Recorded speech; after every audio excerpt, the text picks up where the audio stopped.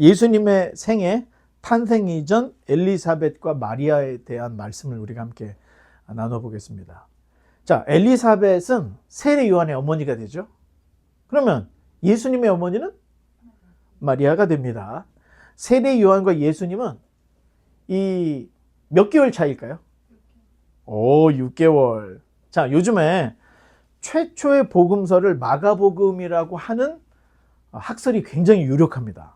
그런데 전통적으로는 최초의 복음서를 마태복음이다.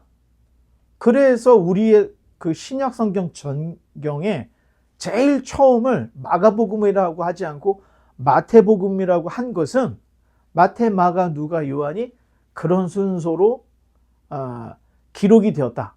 자, 이런 것들은 누가 증언을 해준가? 예수님의 제자들의 제자, 교부 내지는 속사도, 그분들이 그렇게 증언을 하고 있는 거예요. 그래서 그분들의 증언에 의해서 마태복음이 최초로 쓰여졌을 것이다. 그래서 신약의 첫 번째 책으로 마태복음이 배열이 되어 있는 겁니다. 그런데 연구를 해보니까 사실 마태복음이 최초로 기록이 됐으면 그 마태복음을 참고해서 마가복음을 참고해서 누가복음을 했을 거라고 생각했을 때 어떻게 예수님에 대한 이야기를 28장을 줄여갖고 16장으로 만들 수 있겠냐. 예수님을 하나님의 아들로 신봉하는 사람 입장에서는 줄일 수가 없어요. 늘리면 늘렸지 줄일 수가 없는 거예요. 자, 여러 가지 근거들로 따져보니까 마가복음이 최초의 복음이고 원시복음이다. 최초로 기록이 됐고 마가복음을 중심으로 마가와 마태를 중심으로 누가. 자, 이렇게 성경이 기록되었다고 하는 추정이 굉장히 지금 대세입니다. 그런데 의문인 것은 자, 최초로 두 번째로 기록된 마가나 마태에도 예수님의 탄생에 관한 이야기가 많이 있을까요? 조금 있을까요? 되게 적습니다. 그리고 최초 복음이라고 이야기하는 마가복음에는 예수님의 출생에 대한 이야기를 하지도 않아요. 자, 이런 것을 가지고 비기독교 학자들은 예수님은 평범한 아이였고 동정녀 탄생도 없었을 것이라고 이렇게 생각을 해요. 자, 결정적으로 복음서보다 편지들이 먼저 기록됐다 그랬죠. 복음서는 왜 기록됐어요? 증인들이 죽어가니까 예수님에 대한 이야기를 남길 필요가 있기 때문에 부랴부랴 기록을 하다 보니까 나중에 기록이 된 거예요. 그러면 일반 서신들은 사도 바울이 전도 여행을 가는데 갈 수가 없으니까 편지를 대신 써서 보냈던 거예요. 그러니까 먼저 쓰여진 게 복음서가 아니라는 거예요. 복음서가 오히려 나중에 기록이 됐다는 거예요.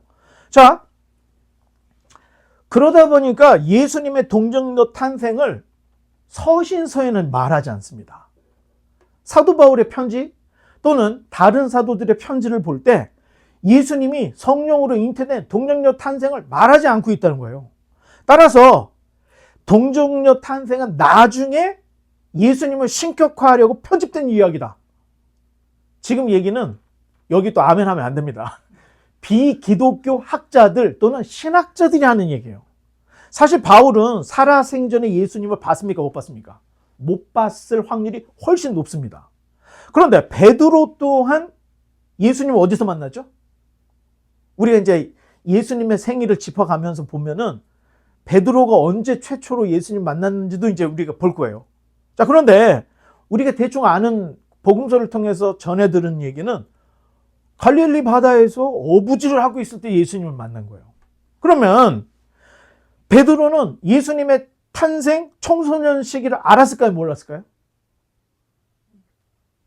몰랐을 가능성이 상당히 높습니다.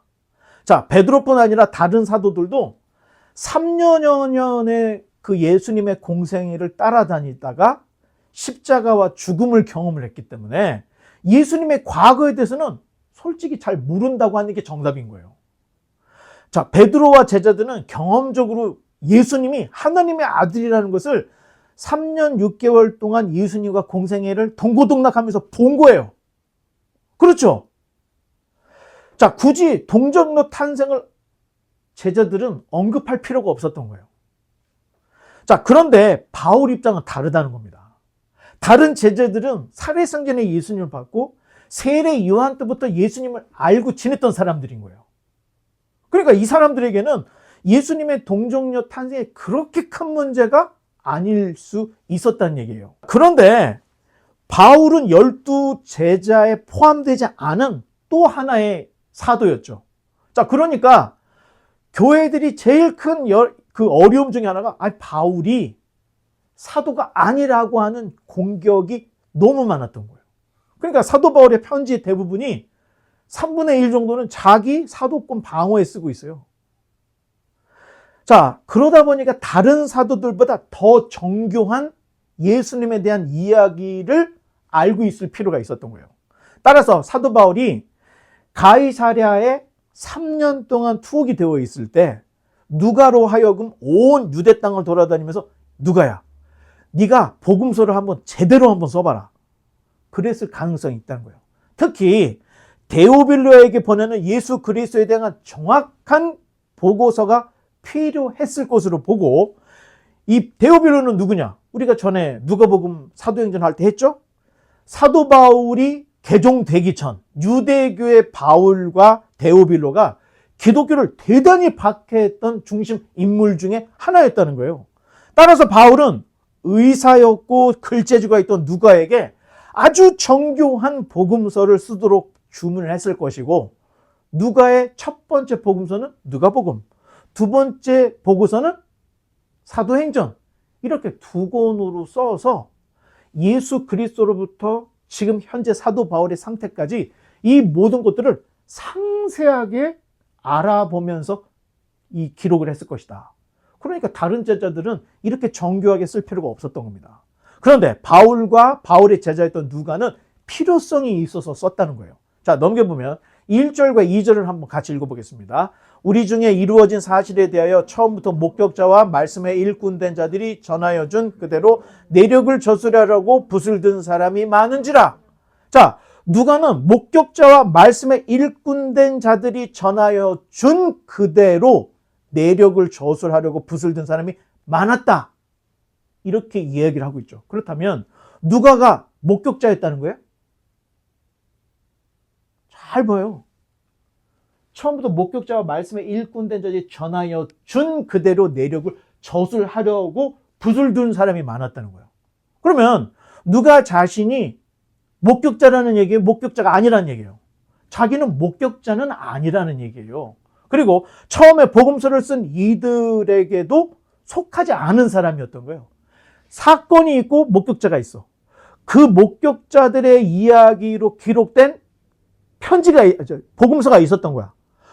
그걸 토대로 그 다음에 이 누가가 누가복음서를 시작을 했다는 얘기입니다. 자, 3절과 4절. 그 모든 일을 근원부터 자세히 미루어 살피나도 데오빌로 각하에게 차례대로 써 보내는 것이 좋은 줄 알았노니 이는 각하가 알고 있는 바를 더욱 확실하게 하려 함이로다. 자, 누가는 자료들과 증인들을 근원부터 찾아다니면서 확실한 복음을 쓰기 위해 펜을 들었다는 거예요. 분명 누가는 마태복음이나 마가복음 그리고 그 외에 여러 가지 복음서에 대한 자료를 가지고 연구를 했고 면밀히 검토를 했다는 거예요. 자, 누가복음 이전에 이미 마태복음, 마가복음이 있었다 그랬죠? 이것뿐만이 아닙니다. 에피온의 복음서, 히브리인의 복음서, 이집트인의 복음서, 니고데모 복음서, 베드로 복음서, 도마 복음서, 빌립 복음서가 그때 당시 있었다는 기록들이 전해지고 있는 거예요. 자, 이런 자료들 외에도 누가의 성격상 이 자료만으로는 쓰진 않았을 가능성이 높아요. 직접 방문하고 인터뷰해서 그때 어떤 일이 있었는지 더 자세히 알아보고 종합을 해서 썼을 가능성이 있는데, 누가의 전직이 뭐였죠? 의사였습니다. 대충 넘어가는 게 아니에요. 대충 넘어가면 사람이 죽을 수 있기 때문에 의사라는 그 직업 내지는 그 일은 하나도 빠뜨리지 않고 더 면밀하게 살펴서 결과에 악영향을 미치지 않도록 하는 게 보통 의사들의 습관이라는 거예요. 자, 그런 걸로 미루어 봤을 때 이 누가가 연구를 했더니 세례 요한과 예수님이 6개월 차이가 있더라는 거예요. 아무도 그런 얘기를 안 해요. 그리고 세례 요한의 수태고지는 예루살렘 성전에서, 예수님의 수태고지는 갈릴리 나사렛에서, 그리고 아이들을 잉태한 어머니들이 두려움과 신비함을 느끼고 있었다는 이 인터뷰 결과를 복음서에 다 쓰고 있는 거예요. 자, 이제 넘어가서 39절로 45절까지를 우리 한번 돌아가면서 읽는데, 제가 먼저 읽겠습니다. 이때 마리아가 일어나 빨리 산골로 가서 유대 한 동네에 이르러 사가랴의 집에 들어가 엘리사벳에게 문안하니 엘리사벳이 마리아의 문안함을 들으매 아이가 복중에서 뛰노는지라 엘리사벳이 성령의 충만함을 받아 큰 소리로 불러 이르되 여자 중에 내가 복이 있으며 내 태중에 아이도 복이 있도다. 내 주의 어머니가 내게 나오니 이 어찌 된 일인가. 보라, 내 문안하는 소리가 내 귀에 들릴 때에 아이가 복중에서 기쁨으로 뛰놀았도다. 주께서 하신 말씀이 반드시 이루어지리라고 믿은 그 여자에게 복이 있도다. 아멘.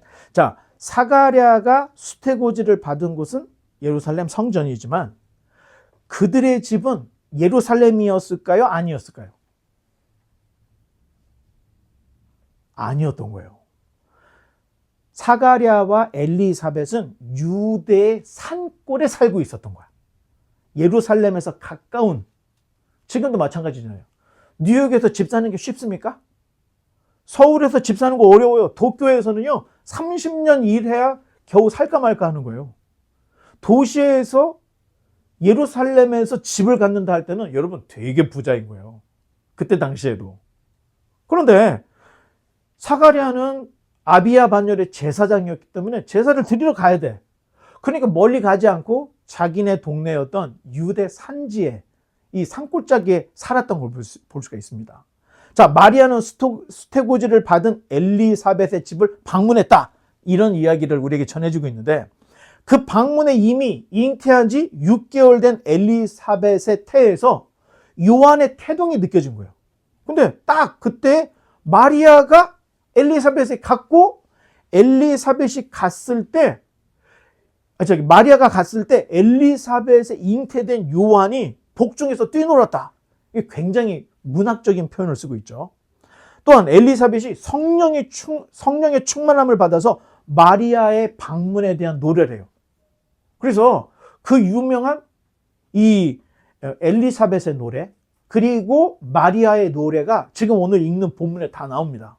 자, 문제는 엘리사벳과 마리아의 관계예요. 엘리사벳과 마리아가 어떤 관계였을까요? 친척? 넘겨보면 전에 우리가 지난 시간에 했던 거죠. 읽어보겠습니다. 시작. 보라, 내 친족 엘리사벳도 늙어서 아들을 배웠느니라. 본래 임신하지 못한다고 알려지니가 이미 6달이 되었나니. 자, 뭐라고 얘기하고 있죠? 친족 엘리사벳이라고 얘기했죠. 그런데 누가가 이 둘의 관계가 친족이었다고 말을 했을 때는 조사를 했을까요? 안 했을까요?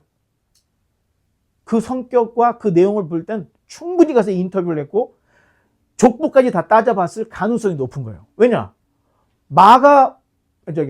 마태복음의 예수님의 족보는 요셉의 족보였고, 누가복음에 기록되어 있는 예수님 족보는 마리아 쪽 족보라고 얘기했죠.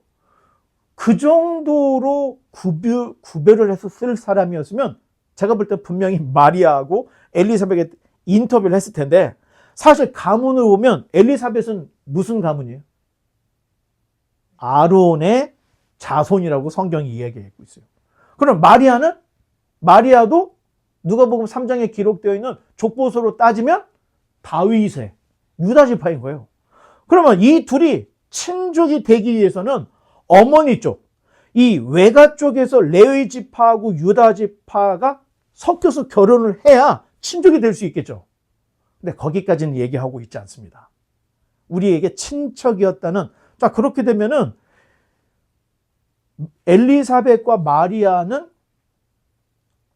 이 언니 동생 관계에 있을 가능성이 있는 거예요.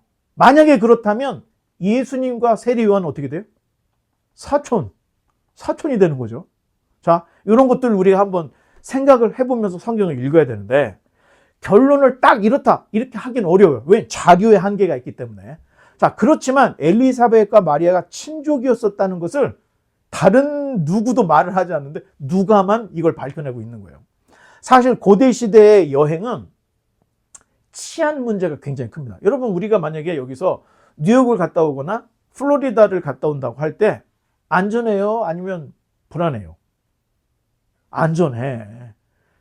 미국만큼 그래도 총에 있어서 좀 무리이긴 하지만 치안이 잘 돼 있어. 그리고 우리가 차를 타고 갔잖아. 그러니까 교통사고만 나지 않으면 뭐 그렇게 큰 일이 있을 필요가 없는 거예요. 그런데 이때 당시에는 통신수단이나 이 교통수단이 지금처럼 발달되지 않기 때문에 만약에 마리아가 엘리사벳의 집에 갔다 할 때는 어떻게 갔을까요? 걸어서 가야 되는데 이따가 이제 사진도 보겠지만 산골을 가야 돼요. 산골. 아니면 삥 돌아서 요단강 그 길을 통해서 가야 돼.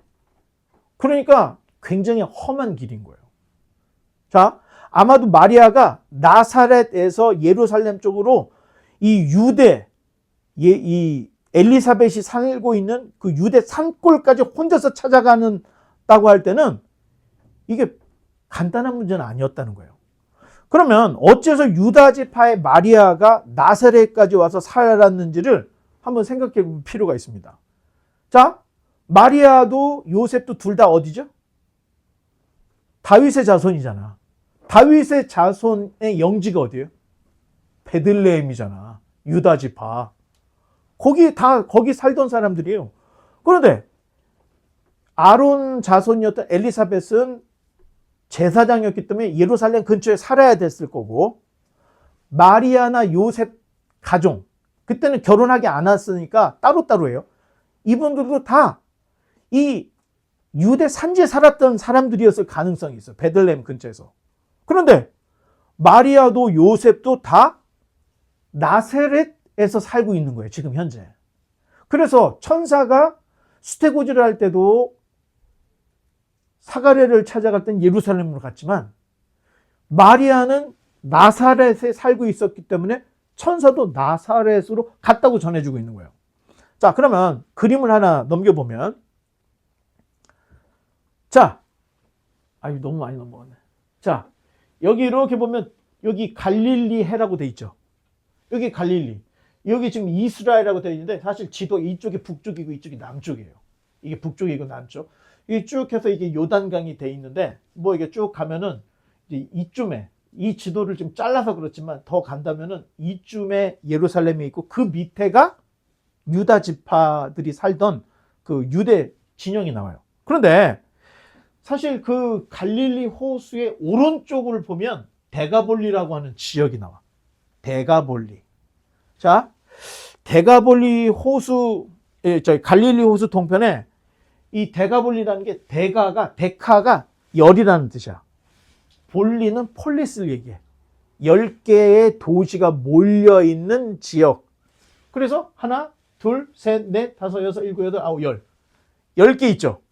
10개의 도시를 이루고 있는 도시국가 형식의 국가가 있었는데 로마의 폼페이우스가 이 지역을 석권할 때 여기를 완전히 다 가루를 만들어 버렸어요. 그래서 이 도시들이 완전히 끝장이 나버렸던 거예요.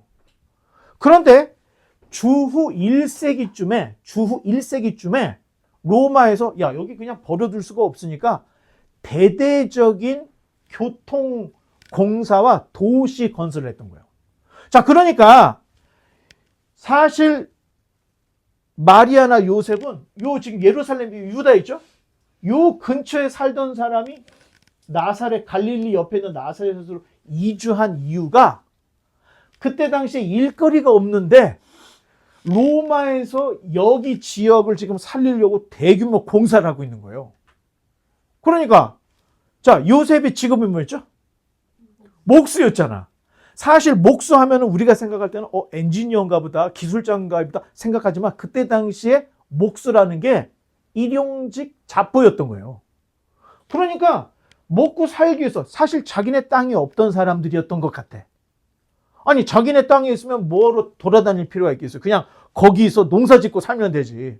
농사를 지을 수 없는 가난한 소작농들이거나 가난하니까 지금 여기 갈릴리 오른편에 큰 대규모 지금 이 재개발이 벌어지니까 거기 올라가서 배 타고 가서 여기서 일 하루 종일 하다가 또 오기도 하고 이렇게 살았지 않았을까? 그래서 이주를 한 게 아닌가? 그래서 유다에서 나사렛까지 이주하지 한 게 아닌가?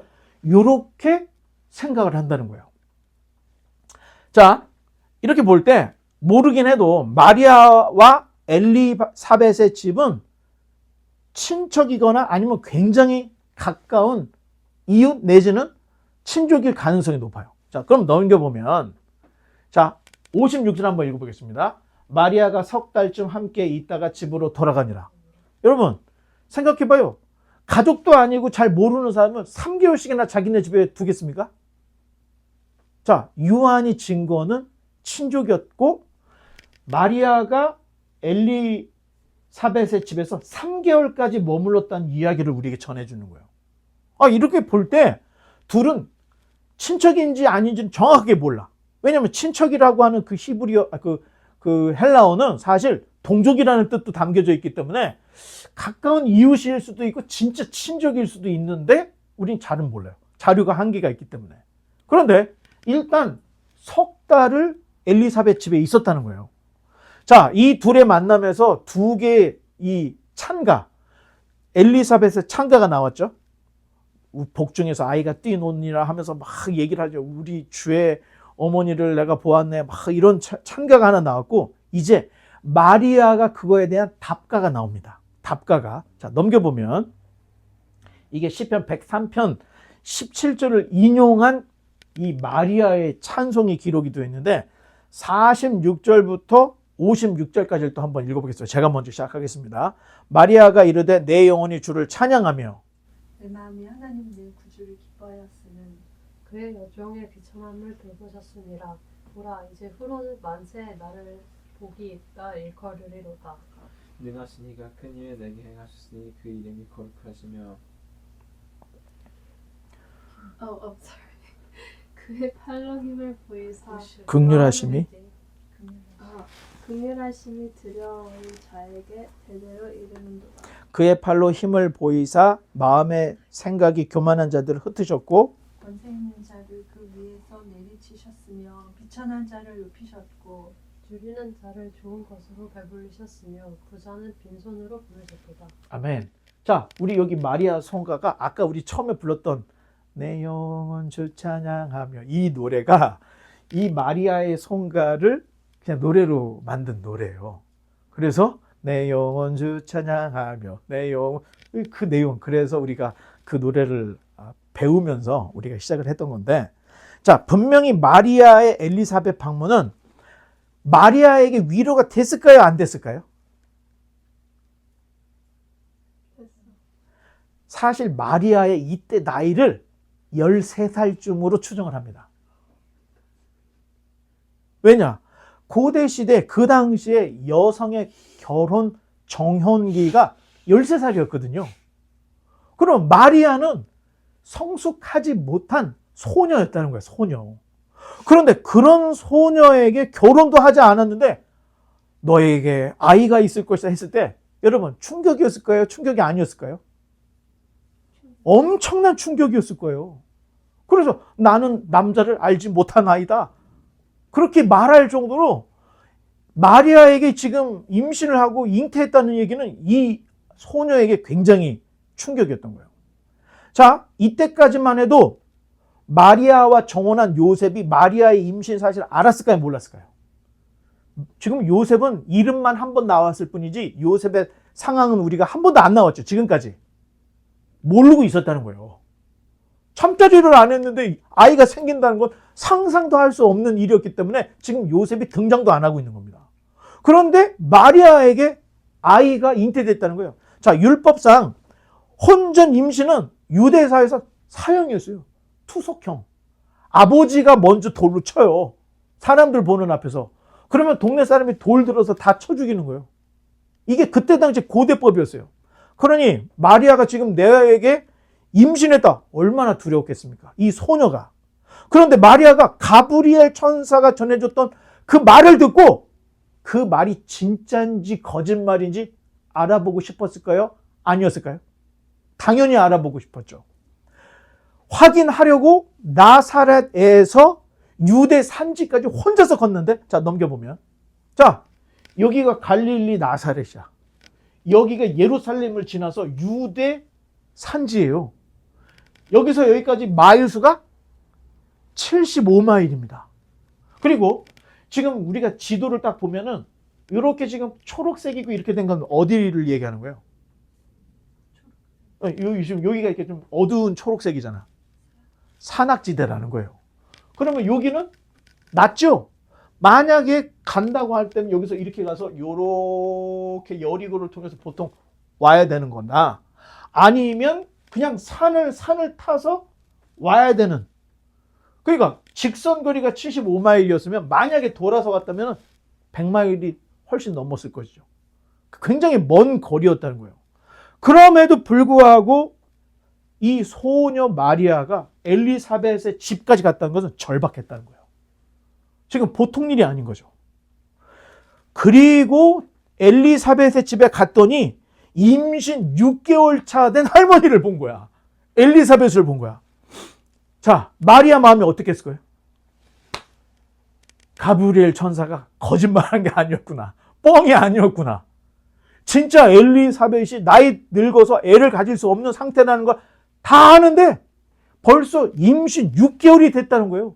그러니까 그 마음의 위로가 엄청나게 됐을 가능성이 있다는 거예요. 자, 천사의 말을 이제 신뢰할 수 있어요. 그러면 천사가 지금 복중에 있는 이 예수라는 아이가 어떤 아이라고 그랬죠?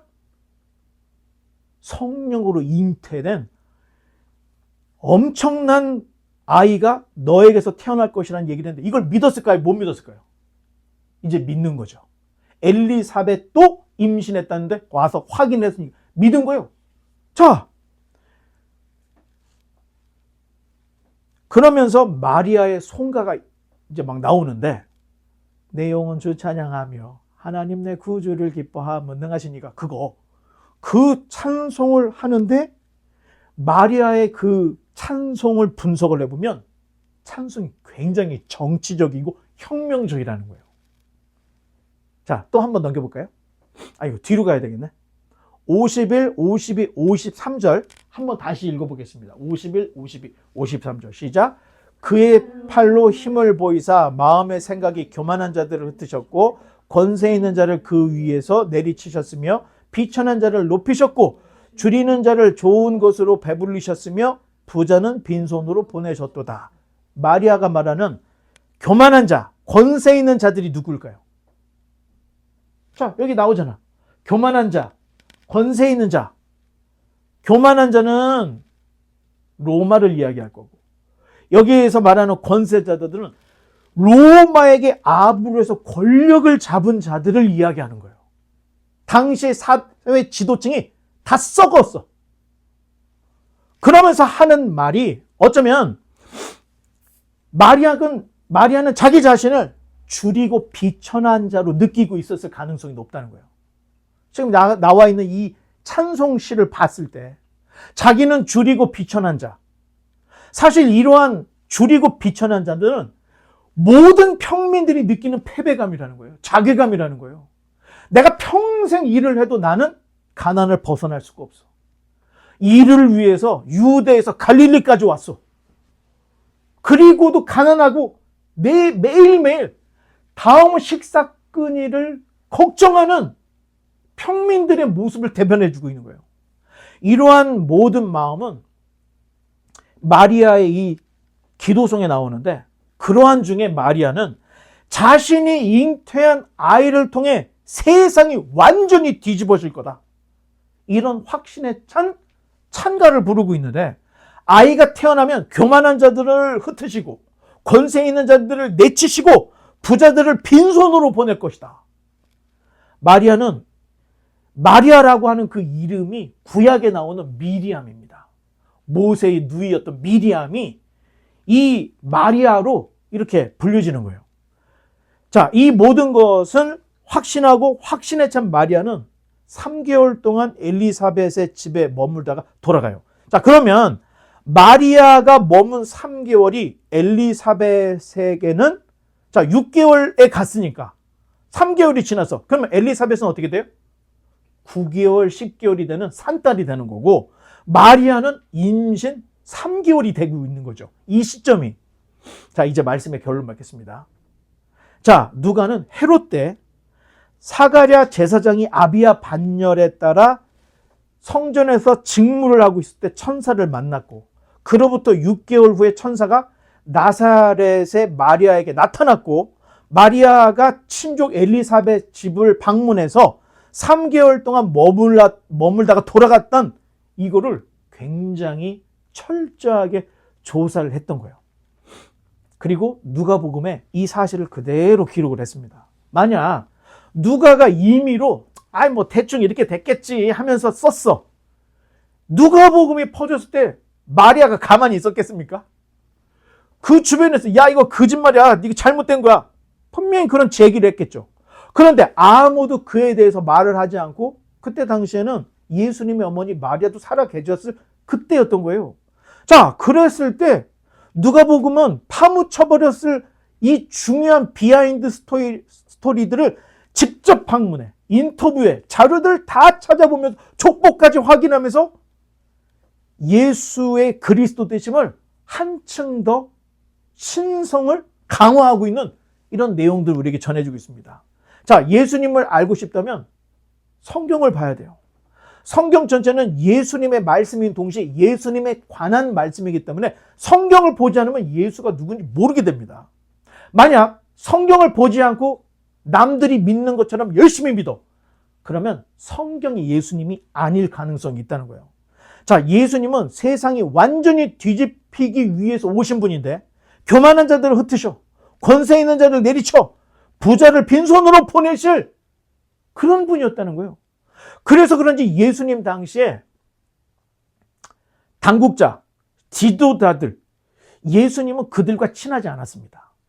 오히려 예수님의 가장 큰 적이 바리새인들, 사두개인들, 제사장들, 서기관들, 율법학자들이 예수님의 가장 강력한 적이었던 걸 볼 수 있고 당시 유대사에서 가장 나쁜 놈으로 취급받던 예수님은 세리들의 친구였습니다. 자기의 몸을 팔아서 생기를 유지하는 창녀들이 예수님의 친구들이었어요. 예수님의 12 제자 또한 부자가 별로 없어. 다 가난해. 사회 부적응자들이에요. 마리아가 이 지금 예언에 찬송을 했던 것처럼 예수님은 그때 당시에 일반 성도들, 일반 국민들, 일반 평민들이 가지고 있던 그 분노, 이것들을 대변해 줄 수 있는 분이었고 오히려 로마의 앞잡이가 되어 있던 당시 지도자들을 배격하는 그래서 결국에 예수님이 십자가에 달린 이유는 황제 반란자라고 하는 죄목으로 십자가에 달을 수가 있었다는 겁니다. 자, 어찌 보면 믿음 생활이라는 게 신앙생활이라는 것은 여러분 혁명이라는 거예요. 내 인생에 혁명이 일어나는 거예요. 신앙을 가졌다, 믿음을 가졌다는 게. 자, 물리적인 그 행사는 혁명, 계엄, 뭐 이런 걸로 나타날 수 있겠죠. 그런데 우리가 신앙을 갖고 믿음을 가져서 일어나는 이 혁명이라는 것은 선으로 악을 이기는 영적인 혁명이라는 거예요. 자, 왼쪽 뺨을 치면 예수님이 뭐라 그랬어요? 오른뺨도 갖다 대고 너에게 강제로 오리를 가게 하면 심리를 가게 해주고 겉옷을 달라 하면 속옷까지 줘라. 이게 선으로 악을 이기는 방법이었다는 거예요. 자, 바라기는 우리 모두가 세상 사람들이 그렇게 소중히 여기는 무엇을 먹을까? 무엇을 입을까? 무엇을 마실까? 이런 것들은 이방인들이 구하는 것이라는 거예요. 주님께서 우리에게 말씀하시는 너희는 오직 그 나라와 그 의를 구하라고 말했는데 그 나라와 그 의를 구하는 것이 영적인 혁명이고 내 인생의 혁명이고 이 땅에 진정한 영적인 혁명을 일으키려고 오셨던 그 예수님의 뜻을 따르는 것이라는 거예요. 그러니 이 땅에서 우리가 영적인 혁명이 무엇인지를 깨닫고 주님께서 우리에게 보여주셨던 이 놀라운 이 시대적 사명, 주님께서 보여주셨던 이 인생의 삶을 그대로 배워서 우리가 좌로나 우로나 치우치지 않고 믿음의 길로만 갈 수 있는, 선으로 악을 이길 수 있는 주의 백성들이 다 되시기를 주님의 이름으로 간절히 축원합니다.